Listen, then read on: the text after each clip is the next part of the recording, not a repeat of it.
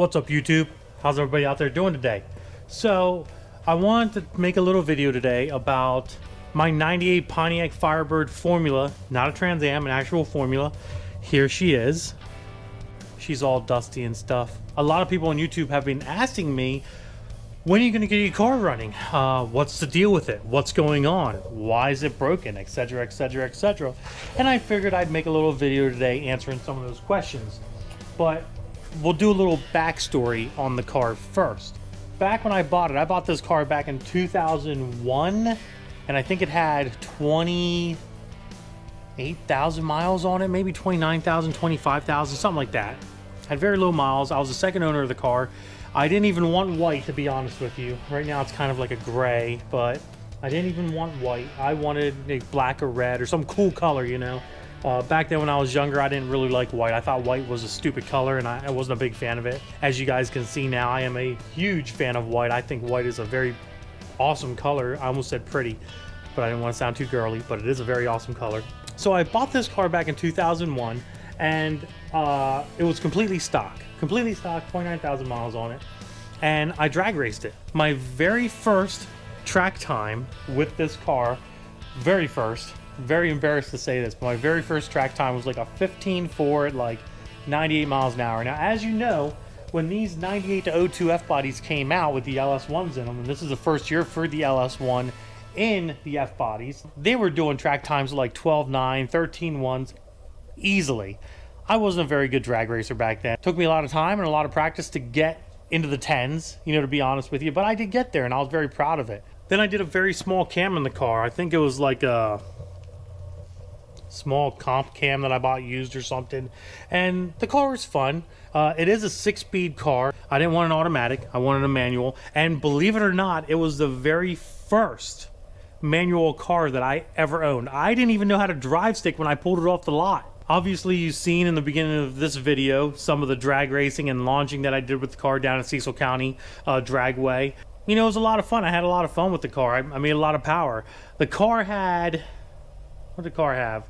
Before it blew up, it had 412 horsepower, 395 foot-pounds of torque at the wheel, cam only, fast 9090 ported intake manifold, full tune, long tube headers, true dual 3-inch exhaust out the back. It was running 150 shot of nitrous. On that 150 shot of nitrous, the car made 550 horsepower, 602 foot-pounds of torque. My best NA run with my old Lunati Cam that was in the car, which was a 222, 228, 567, 567, 113 plus 4 degrees ground into it. Here's a little idle clip of that.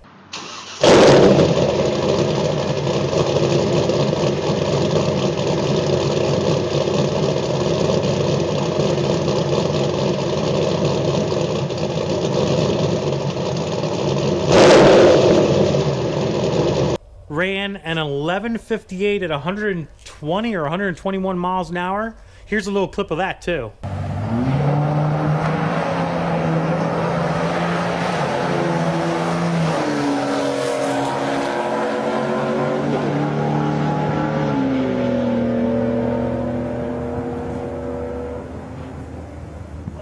So over the years, what ended up happening was, you know, I just kept drag racing, and as you guys can tell, obviously, and I was lucky enough to get into what was called Pinks All Out back in 2010. All right, well, we just got my GoPro off the gimbal because for some reason my gimbal's making a weird noise, so I'm probably gonna have to contact Skylab and tell them guys that my gimbal's not working right and maybe get another gimbal. So now I'm just gonna play a Street Speed 717 and hold it in my hand. So back to the car. So if anybody knew what Pinks All Out was, it was a racing competition that was on Speed Channel years ago with a guy named Rich Christensen. He was a bald guy and he liked to wreck motorcycles. Is it fast? Yeah.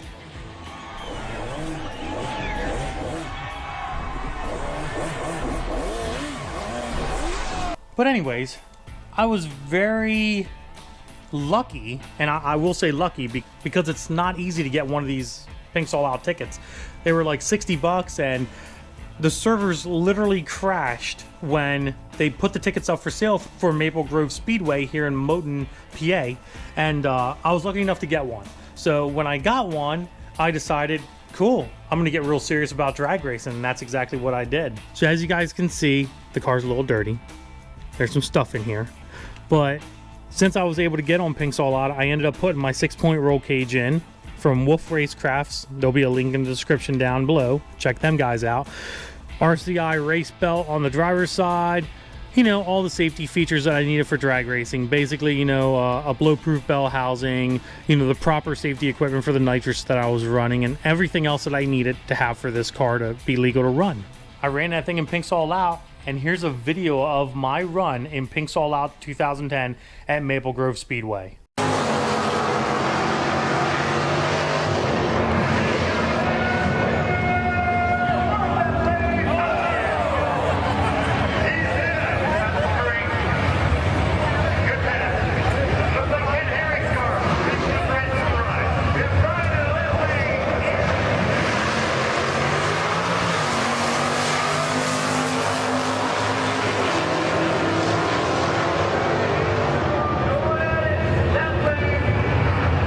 Obviously, I just continued drag racing the car after the Maple Grove experience, which was a really, really good experience, by the way.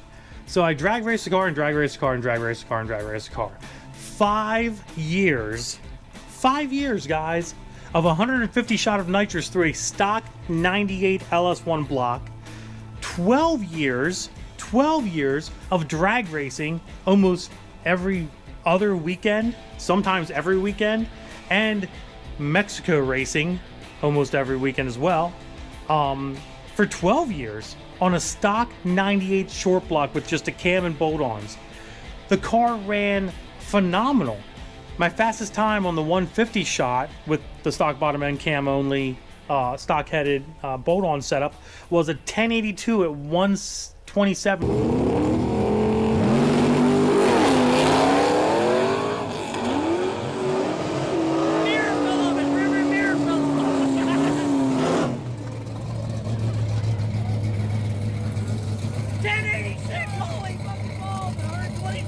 Mind you, the fastest mile per hour that I ever ran in the car was a 132 mile per hour consistently.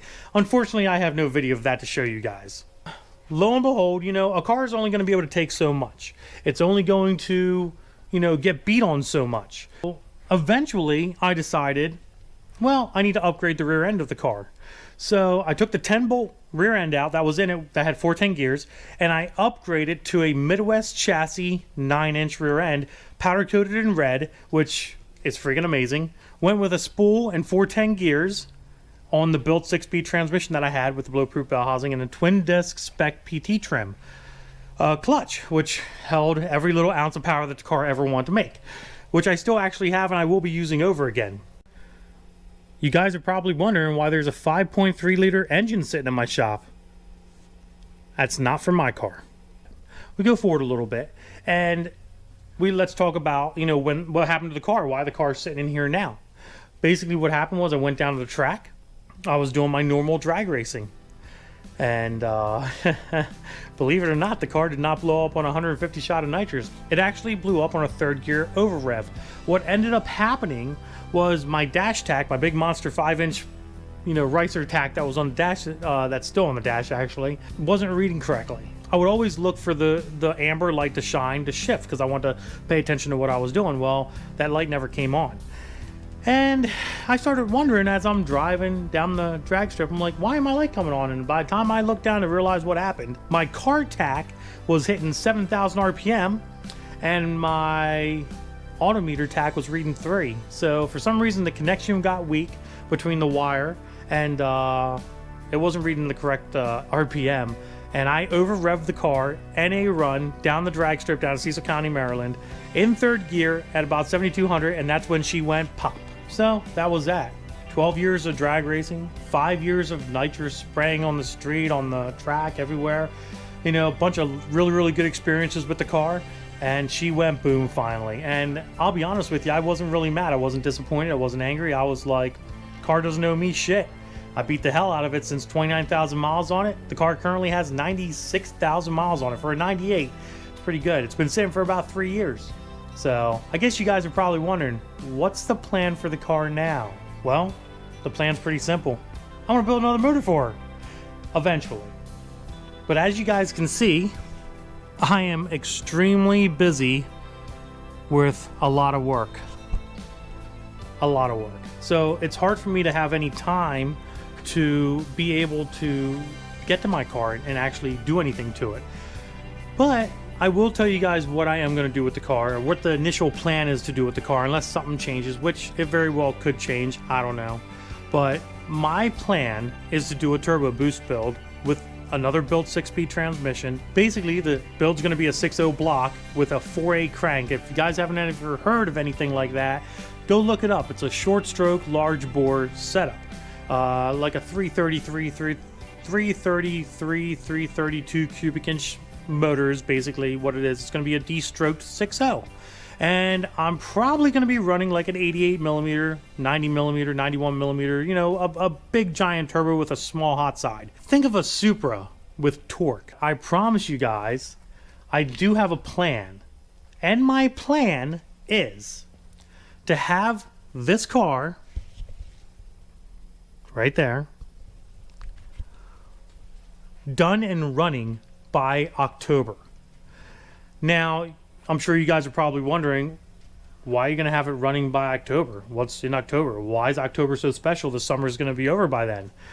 Well, in October, Rob Ferretti from Super Speeders is having some sort of a competition, which I'm going to maybe try to get into possibly. And the competition I guess he's only allowing cars in the competition that are 10 years or older, which obviously I qualify for, will have more money spent in modifications or repair or parts than what the car is actually worth. If you look up Kelly Blue Book value, which is very, very sad right now, the car's not worth a whole lot of money. I figure if I can get the car ready for that, I might be able to, you know, enter into that little competition of his and participate. But it all comes down to if the car gets ready by that time, obviously. My end goal, my very, very end goal with, you know, enough of parts and enough of money and enough of power, is my end goal is to make well over 1,000 horse to the wheel with a D-stroke 6.0 and a turbo setup. I know people have done it, so it's not like it hasn't been done, but I just want to make sure I can do it. I want to make sure it's something that I'm going to be able to do. I want to do something that hasn't really been done all that much and go 100% full out on it. This setup's definitely going to be running full methanol. I'm probably also going to try to run some sort of an E85 kit on the car. The only sad part is the ECUs are not compatible for E85 back in '98, obviously. So I need to figure out if I need to go with some sort of a special, you know, standalone fuel management system, which, you know, if I do and if it's in the budget, maybe I'll go with that. If not, then I'll probably just leave that for a later date. My main goal right now is to just kind of get the car running, back on the road, and maybe possibly even ready for this competition. I'll have Rob Ferretti's information down in the description as well for you guys to go check out him, and I'll have the link to the video that he posted about this competition as well down there, so go check that out as well. There's the explanation for my 98 Firebird formula that everybody keeps asking about, and what the future of the car is, and what the past of the car is, what the past of the car was, and what the future of the car is. So, like usual, guys, if you enjoyed this little video, give it a big thumbs up. Don't forget to subscribe. Instagram, DiabloFormula Racing. Facebook, DiabloFormula Racing. One more thing, though, guys. One more thing that I got to talk to you. And please do me a favor on this and leave a comment below. I'm thinking about doing a poster on my beautiful wrapped 2008 CBR 1000 RR. And I want to hear from you guys what you think a good picture would be. A highway roll, a model on the bike maybe, sitting still, just the bike by itself. Let me know in the comments below what you guys think, and I want to get a poster ready and signed. See if you guys are interested in possibly purchasing the poster when it's done. But like I said, leave your comments below and we'll go from there.